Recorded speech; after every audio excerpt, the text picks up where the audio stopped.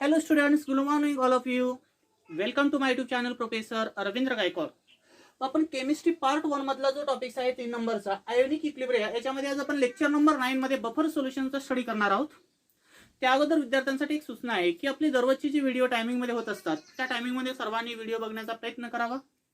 ग्रुपवर जे आपण पीडीएफ नोट्स प्रोव्हाइड करतो ते लिहिण्याचा प्रयत्न करावा. काही डाऊट्स आले तर सरांना व्हॉट्सअप ग्रुपवरती विचारावे. म्हणजे मला जर डाऊट येत नसतील तर समजायचं तुम्ही त्या नोट्स लिहून काढत नाहीत असा माझा अर्थ आहे. जर तुम्ही त्या डाऊट्स विचारणार असाल तर पाठवलेले नोट्स किंवा व्हिडिओ बघत आहेत असं समजेल.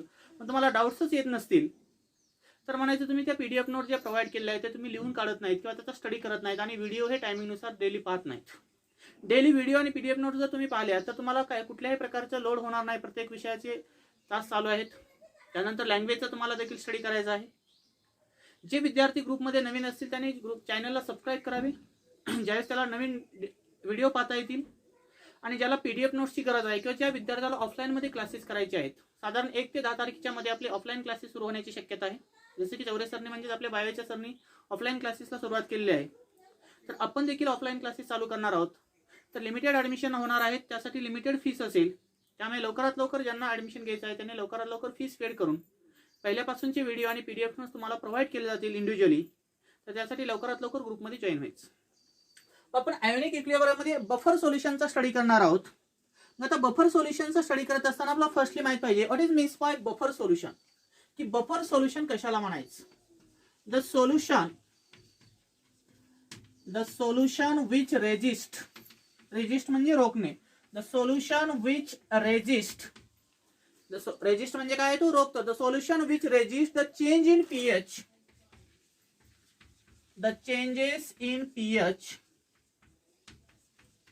changes in pH when small amount of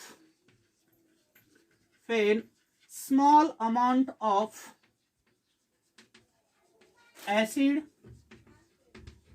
or base or water is added to its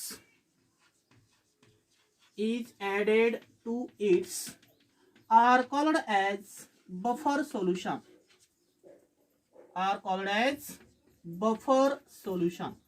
आता बफर सोल्युशन कशाला म्हणायचं एकदम सोपी डेफिनेशन आहे पहा.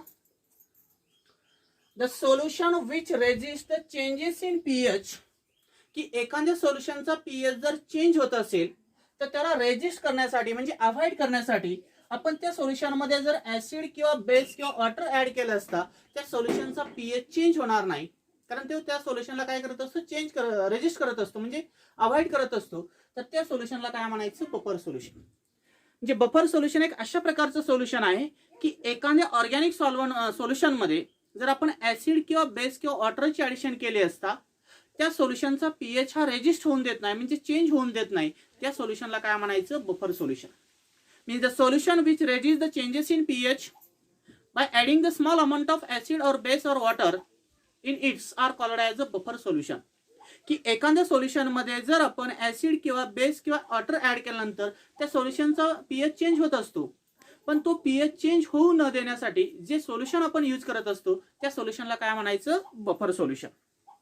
But this buffer solution having the 2 types. की बफर सोल्युशनचे जर मेनली जर पाहिले तर 2 प्रकार आहेत. Means types of buffer solution. की बफर सोल्युशन हे जनरली किती प्रकारचे आहेत 2 प्रकारचे बफर सोल्युशन असतात. तर याच्यामध्ये पहिला बफर सोल्युशन आहे what is means bye acidic buffer solution. Acidic buffer solution कशाला म्हणायचं. आणि दुसरा टाइप्स काय असणार आहे याच्यामध्ये एक ऍसिडिक आहे म्हणल्यावर दुसरा असणार आहे basic. Then what is means by basic buffer solution. Basic buffer solution कशाला म्हणायचं. आपल्याला बफर सोल्युशनची डेफिनेशन माहिती झाली बरोबर. The solution which resist the changes in pH when small amount of acid or base or water is added to it are called as a buffer solution.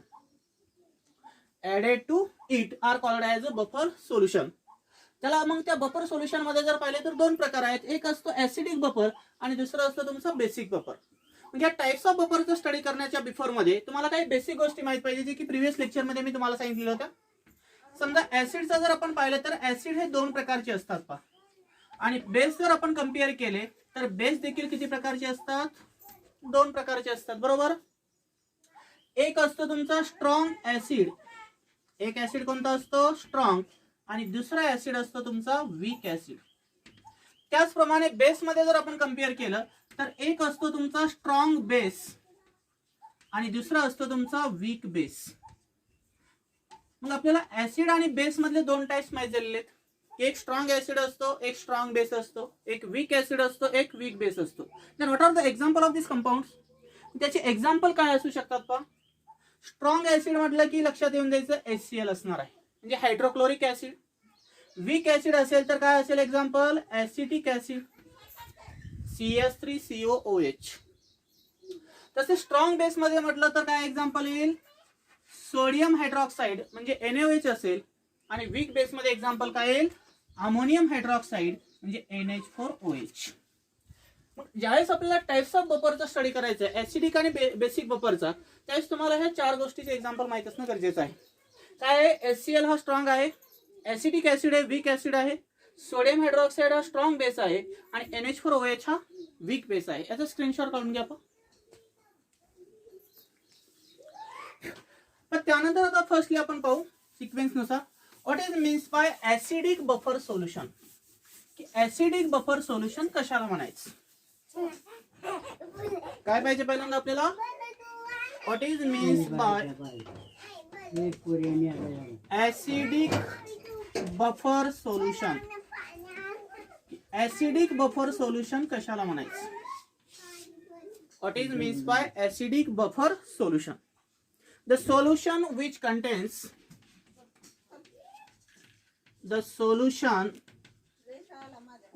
contains असं एक solution असलं पाहिजे.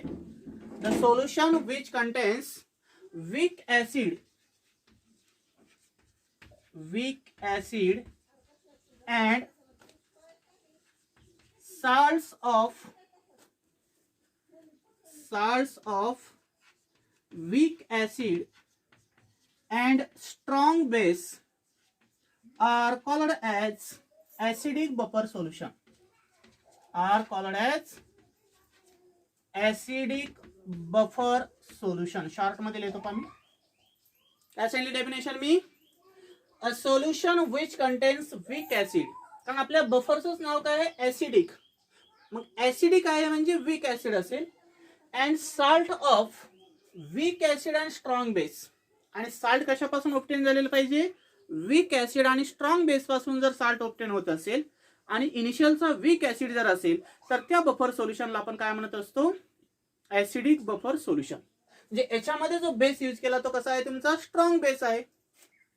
Consider करा की तुमच्याकडे ऍसिडिक बफर सोल्युशन आहे, आपल्याला example compare करायचे. ऍसिडिक बफर सोल्युशन मध्ये ऍसिडिक नाव आहे म्हणजे कोणते ऍसिड असेल? समजा वीक ऍसिड आहे, प्लस साल्ट ऑफ, कशाचं साल्ट तयार होणार आहे?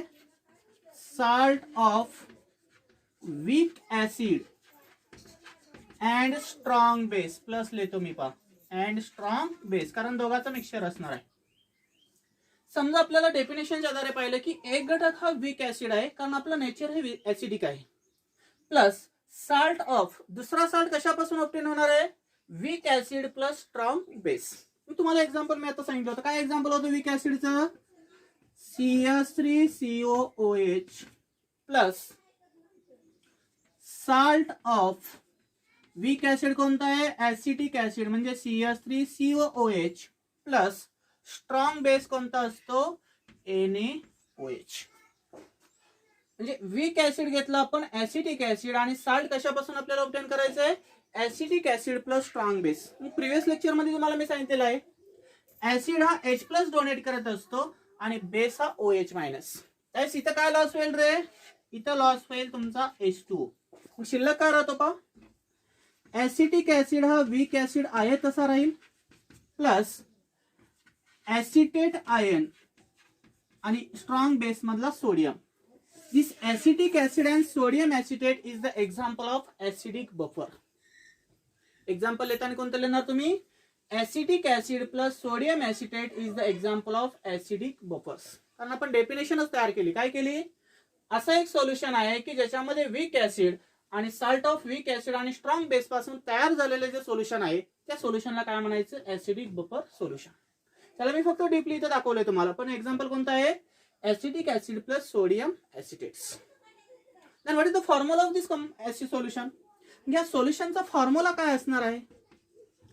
मग याचा फॉर्म्युला डिटरमाइन करत असताना आपल्याला ह्याचं ऍसिड आहे, ऍसिड असतं म्हणजे कशाचं पर्सेंटेज जास्त असतं, कॉन्सन्ट्रेशन, H प्लस आयनचं कॉन्सन्ट्रेशन जास्त असतं. Because every acid donate the H plus ions and every base donate the OH minus ions. की प्रत्येक ऍसिड हा H प्लस आयन्सला डोनेट करत असतो, बरोबर, आणि बेस जर असेल तर तो OH मायनस आयन्सला डोनेट करत असतो. मग ऍसिडिक बफर सोल्युशनचा स्टडी करत असताना आपण कशाचं कॉन्सन्ट्रेशन पाहणार आहोत, ऍसिडचं. म्हणजे काय फॉर्म्युला तयार होईल, pH is equal to pKa plus log to the base 10 concentration of salt divide by कोणतं ऍसिड आहे आपलं, ऍसिडिक बफर आहे, म्हणजे divide by concentration of acid. हा जो फॉर्म्युला आहे तो आपल्याला सीईटी ला बऱ्याच वेळेस याच्यावर प्रॉब्लेम वर विचारला जातो. पहा, what is the formula of acidic buffer solution. Acidic buffer सोल्युशनचा काय फॉर्म्युला आहे, pH is equal to pKa plus log to the base 10 concentration of salt divide by concentration of acid. Then what is the pKa. मग pKa म्हणजे काय असेल, minus log to the base 10 Ka. pKa म्हणजे काय असणार आहे तुमचा, minus log to the base 10 Ka. Then what is the Ka. मग Ka म्हणजे काय असेल सांगा, this K is the acid dissociation constant. K म्हणजे काय तुमचा, ऍसिड डिसोसिएशन कॉन्स्टंट आहे. K म्हणजे काय असणार आहे तुमचा, ऍसिड डिसोसिएशन कॉन्स्टंट आहे. जसं आपण pH चा फॉर्म्युला घेतला होता, negative logarithm to the base concentration of H plus ions, like this way, this pK is equal to minus negative logarithm to the K. म्हणजे H प्लस च्या ऐवजी तर काय घेतलं आपण, K, कारण असा एक फॉर्म्युला होता, लक्षात राहू द्या. pH is equal to minus log to the base 10 concentration of H plus ions. इथला H आहे म्हणून इथे H प्लस घेतला, तसे इथं pK मध्ये काय आहे तुमचा, K आहे म्हणून इकडे काय घेतला, minus log to the base 10 K. K म्हणजे काय असतं तुमचा, ऍसिड डिसोसिएशन कॉन्स्टंट. ज्यावेळेस आपल्याला ऍसिडिक बफर सोल्युशनचा pH कॅल्क्युलेट करायचा त्यावेळेस आपण कोणता फॉर्म्युला यूज करणार, pK plus log to the base 10 concentration of salt divide by concentration of acid. But firstly we know that what is means by pK value. की तुम्हाला pK value माहित पाहिजे, पण ती प्रॉब्लेम मध्ये गिव्हन दिलेली असते. Then how to calculate this pK value. This pK value is calculated to the negative logarithm to the base 10 K. की negative logarithm to the base acid dissociation कॉन्स्टंटच्या आधारे आपण काय कॅल्क्युलेट करत असतो, त्या सोल्युशनची pK व्हॅल्यू कॅल्क्युलेट करत असतो. स्क्रीनशॉट काढून घ्या. पण त्यानंतरच आपल्याला याच्यामध्ये पाहायचंय सेकंड टाइप्स आहे, what is means by basic buffer solution. Basic buffer solution कशाला म्हणायचं. दुसरा टाइप्स काय आहे, what is means by basic buffer solution.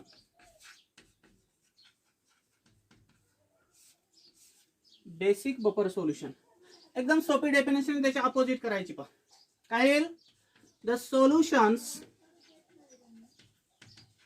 which contains, the solution which contains, इथं बेसिक आहे म्हणल्यावर काय घेणार, which contains weak base and salts of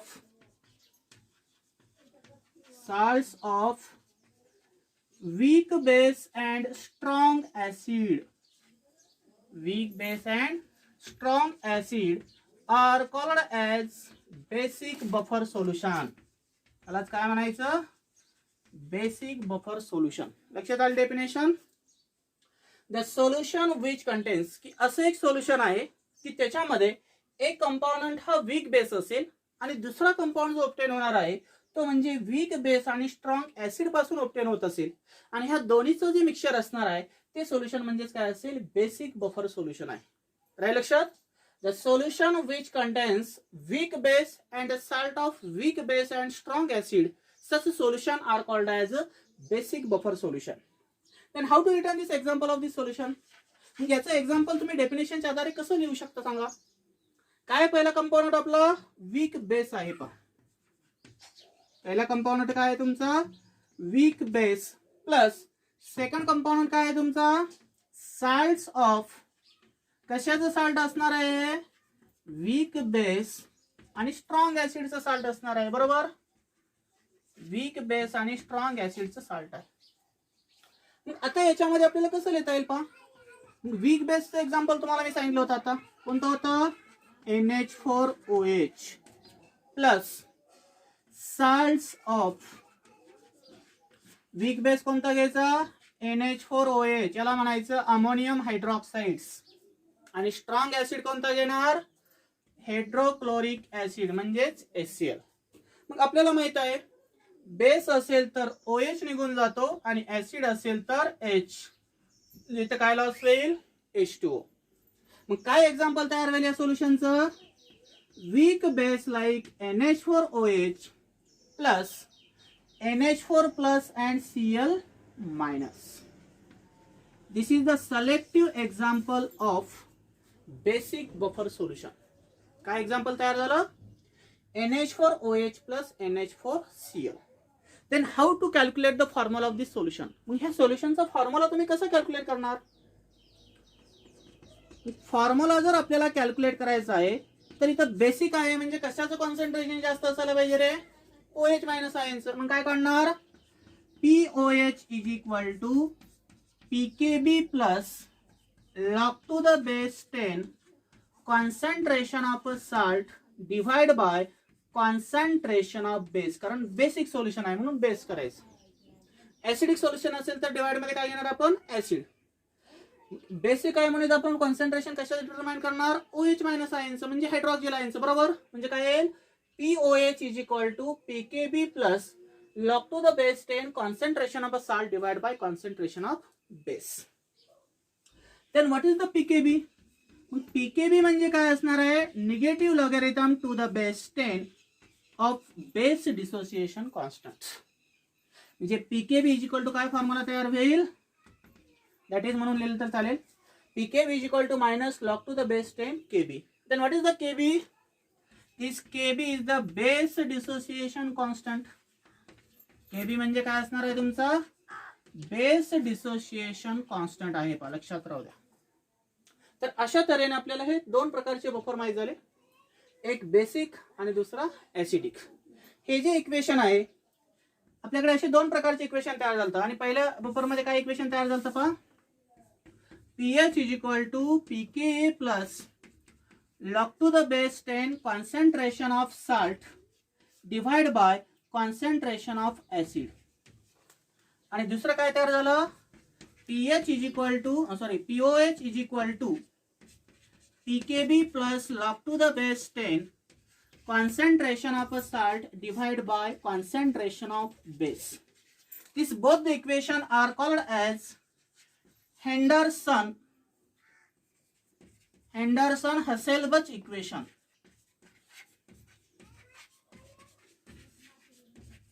इक्वेशनला काय म्हणायचं लक्षात राहू द्या. जे ऍसिडिक बफरचा जो फॉर्म्युला आहे कोणता? सोल्युशनचा फॉर्म्युला आहे pH इज इक्वल टू, आणि बेसिक बफरचा POH is equal to. Basic असेल तर बेस डिसोसिएशन कॉन्स्टंट असतो तिथं, आणि ऍसिडिक सोल्युशन असेल तर आपल्याला काय माहित पाहिजे? ऍसिड डिसोसिएशन कॉन्स्टंट नोन पाहिजे.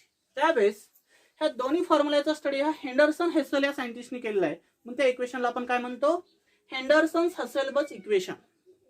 Means acidic and buffer solution containing फॉर्म्युले is also termed as Henderson Hasselbalch equation. म्हणून एक्झाम मध्ये तुम्हाला असा क्वेश्चन असतो, explain the acidic buffer solution with the help of Henderson Hasselbalch equation. की या इक्वेशनच्या आधारे तुम्ही ऍसिडिक बफरला कसं एक्सप्लेन करू शकता, किंवा explain the basic buffer solution with the help of Henderson Hasselbalch equation. त्यावेळेस तुम्हाला जे डेफिनेशन आहे, डेफिनेशन नंतर एक्झाम्पल माहिती झालं, एक्झाम्पल नंतर हे दोन फॉर्म्युले माहिती झाले, तर त्याच्या आधारे तुम्हाला ते इक्वेशन देता आलं पाहिजे. स्क्रीनशॉट काढून घ्यायचं.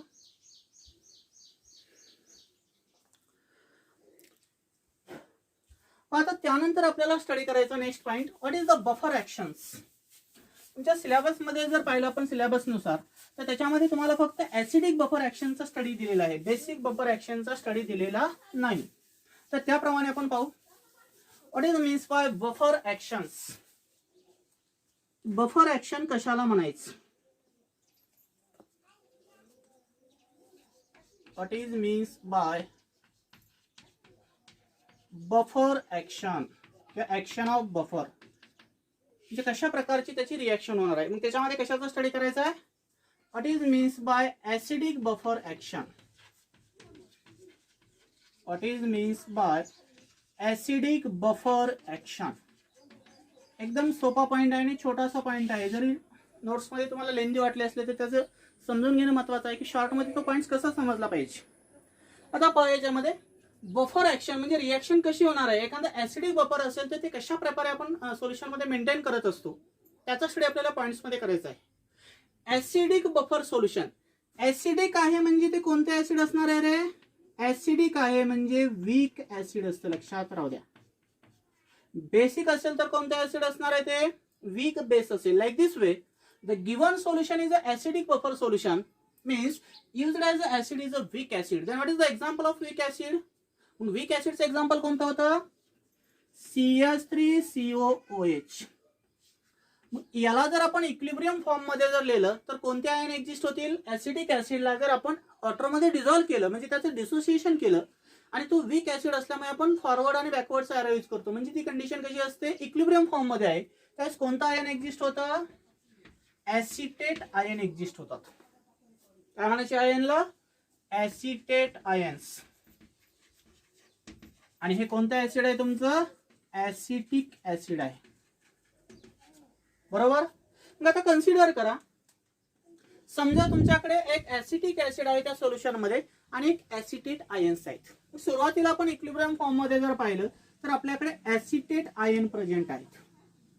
म्हणजे ऍसिटेट आयन मध्ये जर आपण ऍसिडची ऍडिशन केली म्हणजे ऍसिड असतो म्हणजे H+ ची ऍडिशन जर केली तर याच्यापासून काय ऑब्टेन होईल रे.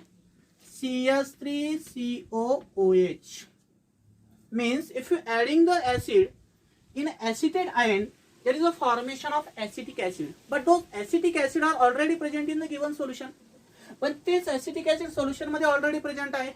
बरोबर. म्हणजे ऍसिटेट आयन मध्ये जर H+ ची ऍडिशन केली तर त्याच्यापासून जे ऍसिड ऑब्टेन होणार आहे ते ऑलरेडी आपल्या सोल्युशन मध्ये प्रेझेंट आहे.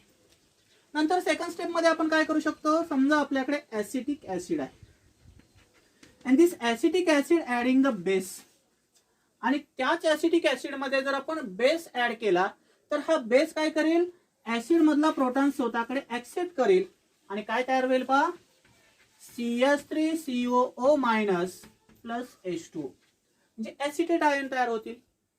ऍसिटेट आयन देखील ऑलरेडी आपल्या सोल्युशन मध्ये काय आहेत प्रेझेंट आहेत. Means if you adding the acid to form acetic acid but those acetic acids are present in a solution and if you adding the base in a solution there is a formation of acetate ion and this acetate ion is already present in the solution due to there is no change in the pH of the solution by adding the acid or base. म्हणून याच्या जर आपण सांगू शकतो conclusion if you adding the acid or base in a given acidic solution there is no change in the pH. की त्या सोल्युशनचा pH हा change होणार नाही. कशामुळे चेंज होणार नाही लक्षात आलं ना की ऍसिटेट मध्ये ऍसिड मिक्स केला तर ऍसिटिक ऍसिड तयार होतो. ऑलरेडी ऍसिटिक ऍसिड आपल्याकडे प्रेझेंट आहे. ऍसिटिक ऍसिड मध्ये बेस ऍड केला म्हणजे न्यूट्रलायझेशन रिएक्शन होईल आणि ऍसिटेट ग्रुप तयार होईल. ऍसिटेट ग्रुप देखील ऑलरेडी आपल्या सोल्युशन कडे प्रेझेंट आहे. मग ज्यावेळेस आपण एखाद्या सोल्युशन मध्ये ऍसिड किंवा बेसची ऍडिशन करतो त्यावेळेस त्या ऍसिडिक बफर सोल्युशनचा पीएच हा कधीच चेंज होत नाही. हे या पॉइंटचं कन्क्लुजन आहे. लय लक्षात. स्क्रीनशॉट काढून घ्यायचं.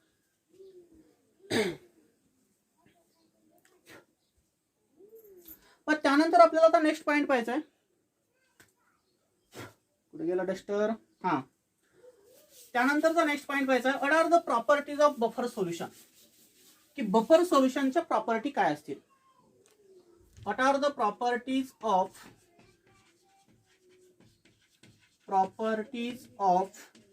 Buffer solution.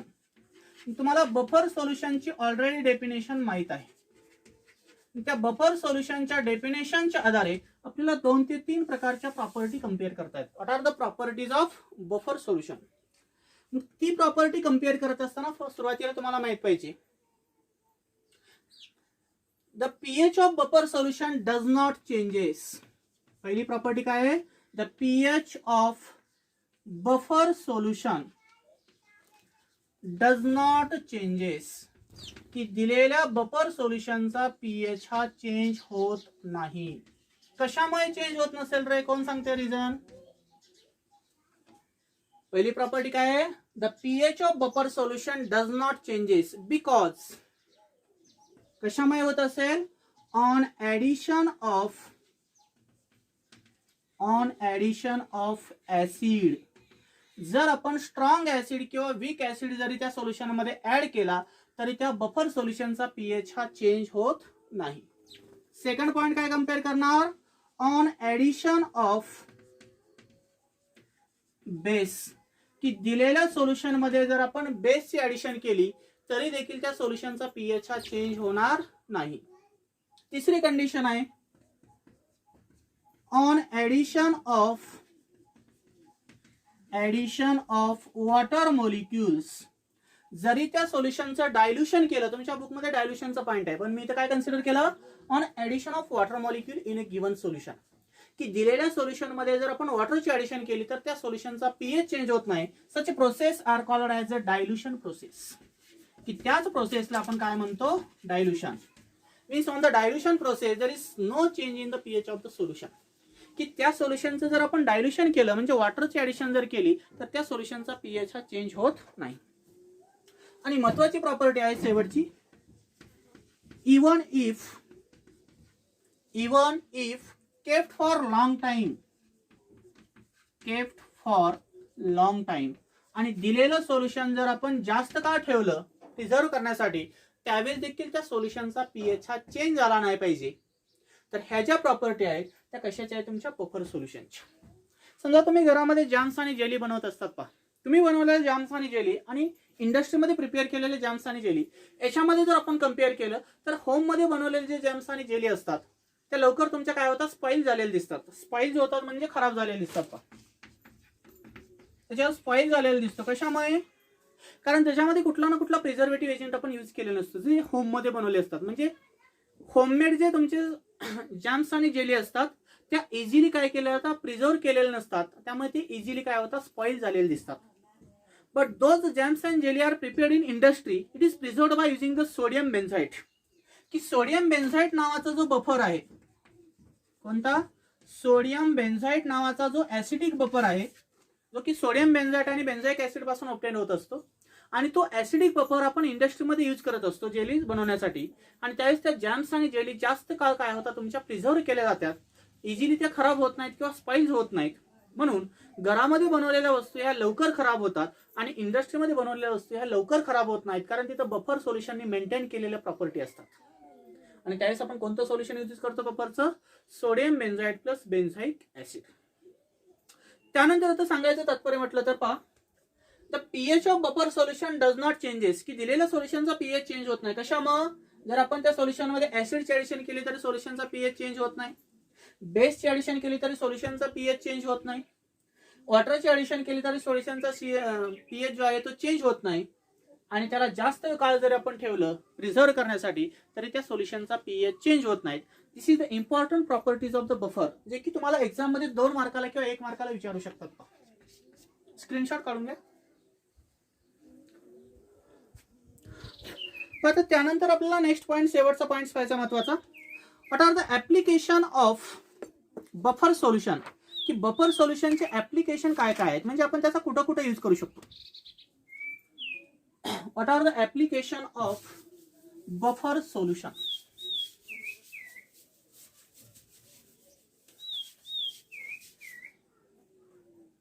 What are the applications of buffer solutions, की बफर सोल्युशन्स आपण कोणकोणत्या ठिकाणी जास्त प्रमाणामध्ये यूज करत असतो. What are the application of buffer solution. त्याच्यामध्ये फर्स्ट ऍप्लिकेशन आहे, this buffer solution are mainly used for extensive properties, की तो एक एक्सटेन्सिव्ह प्रॉपर्टी म्हणून आपण वेगवेगळ्या ठिकाणी त्या बफर सोल्युशनचा यूज करत असतो. This is firstly used in biochemical system, की एखादी बायोकेमिकल सिस्टीम जर असेल तर त्या बायोकेमिकल सिस्टीम मध्ये हायर पर्सेंटेज मध्ये आपण बफर सोल्युशनचा यूज करत असतो. Means buffer solution are mainly used in biochemical system, means in human body having the blood pH, की आपल्या ह्युमन बॉडीचा जो ब्लड असणार आहे त्या ब्लडचा पीएच मेंटेन करण्यासाठी आपण मेनली करून ह्या बफर सोल्युशनचा यूज करत असतो. मग आपल्या ह्युमन बॉडीचा ब्लडचा जर पीएच जर पाहिला ब्लड पीएच ची रेंज जर आपल्या बॉडीमध्ये जर पाहिली तर ती असते 7.36 टू 7.42 असते पहा. म्हणजे ह्युमन बॉडीमधलं जे ब्लड असणार आहे त्याचा पीएच हा 7.36 ते 7.42 च्या मध्ये असतो आणि तो मेंटेन करण्यासाठी आपण बफर सोल्युशनचा यूज करत असतो. पण आपल्या ह्युमन बॉडीमध्ये ब्लडचा पीएच मेंटेन करण्यासाठी कोणतं साल्ट असतं पहा याच्यामध्ये? कार्बोनिक ऍसिड आणि कार्बोनेट आयन जे असणार आहेत त्या कार्बोनेट साल्ट आणि कार्बोनिक ऍसिडचं जे सोल्युशन असणार आहे तर ते बफर सोल्युशन ह्युमन बॉडीमध्ये असणाऱ्या ब्लडचा पीएच मेंटेन करण्यासाठी यूज केला जातो. लक्षात राहू द्या पहा, सीईटीचा महत्वाचा पॉइंट आहे की मानवी जे रक्त असणार आहे त्या रक्ताचा पीएच मेंटेन करण्यासाठी रक्ताचा पीएच किती असतो पहा? 7.36 ते 7.42 आणि हा पीएच मेंटेन करण्यासाठी आपण कोणतं बफर सोल्युशन यूज करतो? H2CO3 plus HCO3 minus ion. जे कार्बोनेट आयन्स आणि कार्बोनिक ऍसिड यांच्यापासून ऑब्टेन झालेले जे बफर आहे ते बफर आपण ह्युमन बॉडी मधलं जे ब्लडचा पीएच आहे तो मेंटेन करण्यासाठी यूज करत असतो. But change of 0.02 pH until you can cause the death.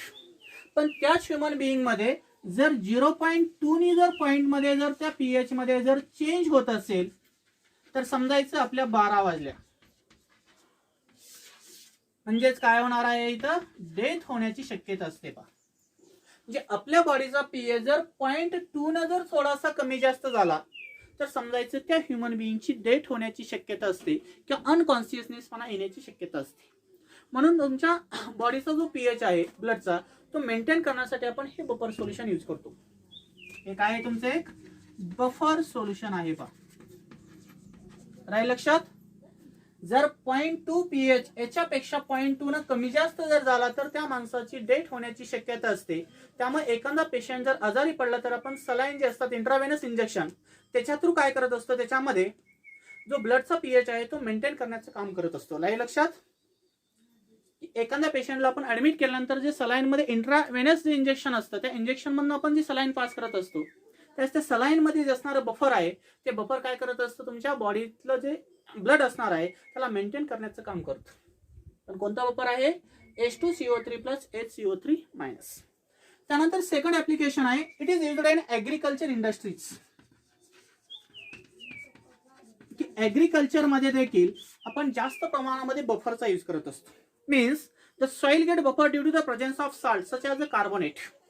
Agriculture आहे म्हणजे आपण सॉइल्स मध्ये जास्त प्रमाणामध्ये काय करत असतो? त्या बफर सोल्युशनचा यूज करत असतो. मग त्याच्यामध्ये तुमचे कार्बोनेट असतील, बाय कार्बोनेट असतील, फॉस्फेट असतील किंवा ऑर्गॅनिक ऍसिड असतील. कोणकोणते घटक असतील? कार्बोनेट असेल तुमचा, त्यानंतर बाय कार्बोनेट असेल तुमचा, त्यानंतर वेगळ्या प्रकारचे फॉस्फेट असतील किंवा ऑर्गॅनिक ऍसिड असतील. तर अशा वेगळ्या प्रकारचे घटक जे सॉइल्स मध्ये प्रेझेंट असतात त्यांना मेंटेन करण्यासाठी जे आपण बफर यूज करतो तर ते बफरचा देखील आपण ऍग्रिकल्चर सिस्टीम मध्ये जास्त प्रमाणामध्ये यूज करत असतो. म्हणजे एखाद्या सॉइलला मेंटेन करण्यासाठी आपण वेगळ्या प्रकारच्या बफर सोल्युशनचा यूज करत असतो. कारण त्या सॉइल्स मध्ये वेगळ्या प्रकारचे कार्बोनेट प्रेझेंट असू शकतात, बाय कार्बोनेट असतील, फॉस्फेट असतील आणि काही ऑर्गॅनिक ऍसिड असतील. तर याला मेंटेन करण्यासाठी आपण फर्टिलायझर्स मध्ये सॉइलचं पीएच मेंटेन करण्यासाठी जास्त प्रमाणामध्ये यूज करत असतो. In the choice of fertiliser depends upon the pH of soils. की तुमच्या सॉइलच्या पीएच ची चॉईस काय असणार आहे त्याच्यावर तुम्ही त्याच्यामध्ये फर्टिलायझेशन करत असता. जसं की आपण पेरणीच्या दिवसामध्ये वेगळ्या प्रकारचे खत त्या शेतीला यूज करत असतो. त्याच त्या शेतामध्ये असणारं जे सॉइल आहे तर त्याच्यामध्ये त्याचा पीएच काय असू शकतो आणि आपण कोणत्या प्रकारचं पीक खत त्याच्यामध्ये यूज करणार आहोत. तर हे जे घटक आहेत तर त्या सॉइलचा पीएच आपण कशा प्रकारे मेंटेन करणार आहोत आणि त्याच्यामध्ये कोणत्या प्रकारचं खत त्या मातीसाठी योग्य आहे किंवा त्या पिकासाठी तर त्याप्रमाणे आपण ते खत त्याच्यामध्ये ऍड करत असतो. Means buffer solution are mainly used in agricultures. इथे ऍग्रिकल्चर मध्ये देखील आपण त्याचा यूज करत असतो. त्यानंतर तिसरा घटक आहे, it is mainly used in industry. की वेगवेगळ्या इंडस्ट्रीमध्ये देखील आपण बफर सोल्युशनचा यूज करत असतो. मग तुमची इंडस्ट्री जर पाहिली तर मेनली करून तुमची सेल्युलोज पासून आपण पेपर तयार करत असतो. तुमची डाईज इंडस्ट्री असेल, तुमची इंक इंडस्ट्री असेल, तुमची पेंट इंडस्ट्री असेल किंवा ड्रग इंडस्ट्री असेल. तर अशा वेगवेगळ्या इंडस्ट्रीमध्ये आपण ह्या बफर सोल्युशनचा यूज करत असतो. समजा तुम्हाला पेपर तयार करायचा, तो पेपरचा पीएच मेंटेन करण्यासाठी आपण त्याचा यूज करतो. तुमच्याकडे वेगळ्या प्रकारचे डाईज तयार करायचे, ऑरेंज डायर असेल, येलो डाईज असेल, ब्ल्यू असेल, आपल्याला शिकायचे 11 टॉपिक्समध्ये, अमाइन्सच्या टॉपिक्समध्ये. तर अशा वेगळ्या प्रकारचे जे टॉपिक्स डाईज आहेत, तर त्या डाईजमध्ये आपल्याला बफर सोल्युशनचा यूज केला जातो. त्यानंतर तुमची इंक असेल पेनमधली, ती मेंटेन करण्यासाठी आपण बफर सोल्युशनचा यूज करतो. तुमचा पेंट असेल वेगळ्या कलरचा, ते मेंटेन करण्यासाठी आपण बफर सोल्युशनचा यूज करत असतो. आणि वेगळ्या प्रकारच्या ज्या ड्रग इंडस्ट्री असतात किंवा फूड इंडस्ट्री असेल, त्याच्यामध्ये देखील आपण हायर पर्सेंटेजमध्ये बफर सोल्युशनचा यूज करतो. Because most of the buffer solution are used to preserve the various foods. की वेगळ्या प्रकारची फूड प्रिझर्व करण्यासाठी आपण हायर पर्सेंटेजमध्ये काय करत असतो, या बफर सोल्युशनचा यूज करत असतो. जसं की जॅम्स आणि जेलीचं एक्झाम्पल मी सांगितलं की त्याच्यामध्ये सोडियम बेन्झोएट आणि बेन्झोइक ऍसिड पासून ऑब्टेन होणारं जे बफर सोल्युशन आहे, तर त्या बफर सोल्युशनचा आपण त्या जॅम्स आणि जेलीला प्रिझर्व करण्यासाठी इंडस्ट्रीमध्ये, फूड इंडस्ट्रीमध्ये त्याचा यूज करत असतो. जसं की स्ट्रॉबेरी असेल, स्ट्रॉबेरीला प्रिझर्व करण्यासाठी आपण डिसियम नावाचा जो सॉल्व्हंट आहे तो यूज करत असतो. असे वेगळ्या प्रकारची जी फूड्स असतील तुमचे मार्केटमधले, तर त्याला प्रिझर्व करण्यासाठी आपण वेगळ्या प्रकारचे बफर सोल्युशन हे इंडस्ट्रीमध्ये यूज करत असतो. त्यानंतर फोर्थ ऍप्लिकेशन आहे, it is used in medicines. की मेडिसिन मध्ये देखील हायर पर्सेंटेजमध्ये आपण ह्या बफर सोल्युशनचा यूज करत असतो. जसं की पेन्सिलिन नावाचा एक तुमचा ड्रग्स आहे, तर हा पेन्सिलिन नावाचा जो ड्रग्स आहे तो स्टॅबिलाइज करण्यासाठी पेन्सिलिनचं जे प्रिपरेशन असणार आहे, are stabilize by addition of sodium citrate buffer. की तुम्ही जो पेन्सिलिन नावाचा जो ड्रग तयार करता पहा, हा पेन्सिलिन नावाचा जो ड्रग्स आहे त्याला स्टॅबिलाइज करण्यासाठी सोडियम सायट्रेट नावाचा बफर यूज केला जातो. कोणता बफर यूज केलं जातं? सोडियम सायट्रेट नावाचं बफर तिथे यूज केलं जातं. Means preparation of penicillin are used to stabilize the sodium citrate buffer. की तुम्ही जो पेन्सिलिन नावाचा तो ड्रग तयार करणार आहोत, तर तो स्टॅबिलाइज करण्यासाठी आपण सोडियम सायट्रेट नावाचं बफर यूज करतो आणि त्या सोल्युशनचा तो काय करत असेल, पीएच हा मेंटेन करत असेल. पण citric acid is added to the milk of magnesia. की मिल्क मध्ये देखील आपण सायट्रिक ऍसिड देखील ऍड करतो, कारण त्या सायट्रिक ऍसिड जर आपण मिल्क मध्ये ऍड केलं तर ते जास्त काळ आपलं जे मिल्क असणार आहे म्हणजे कर्ड असेल ते जास्त काळ आपण प्रिझर्व करतो. म्हणजे दही बनवत असताना आपण त्याच्यामध्ये लिंबू ऍड करतो. लिंबू आहे म्हणजे सायट्रिक ऍसिड असणार आहे आणि ते सायट्रिक ऍसिड जर आपण त्या सोल्युशन मध्ये ऍड केलं तर ते जास्त काळ प्रिझर्व होऊ शकतं, जास्त काळ आहे तसं राहू शकतं. तर अशा ठिकाणी आपण वेगवेगळ्या ठिकाणी काय करत असतो, या मेडिसिन मध्ये देखील बफर सोल्युशनचा यूज करत असतो. तर शेवटचं ऍप्लिकेशन आहे, it is mainly used in analytical chemistry. Buffer सोल्युशनचा कुठे यूज केला जातो? अनालिटिकल केमिस्ट्रीमध्ये जास्त यूज केला जातो. It is a fourth branch of the chemistry. की केमिस्ट्रीची चौथी ब्रांच आहे. जसं की तुम्हाला माहिती आहे 11वी मध्ये फर्स्ट असते ऑर्गॅनिक केमिस्ट्री, सेकंड असते इनऑर्गॅनिक केमिस्ट्री आणि थर्ड असते फिजिकल केमिस्ट्री. तसं ज्याला प्रॅक्टिकल केमिस्ट्री म्हणायची किंवा इंडस्ट्रियल केमिस्ट्री जी असणार आहे ती केमिस्ट्री म्हणजे अनालिटिकल केमिस्ट्री आहे, जे की एखाद्या सोल्युशनचं क्वालिटेटिव्ह अनालिसिस करत असताना जे काही तुमचा प्रेसिपिटेट कॅटायन्स थर्ड ए ग्रुप मधले जे एलिमेंट असतील तर त्या ग्रुपचा पीएच मेंटेन करण्यासाठी, कारण त्या पीएच ची रेंज जी असते ते 8 ते 10 च्या मध्ये असते. एखाद्या थर्ड ए ग्रुप मधला जर इलेमेंट असेल आणि त्याचं क्वालिटेटिव्ह अनालिसिस करत असताना त्याचा पीएच मेंटेन करण्यासाठी देखील आपण ह्या बफरचा यूज करत असतो.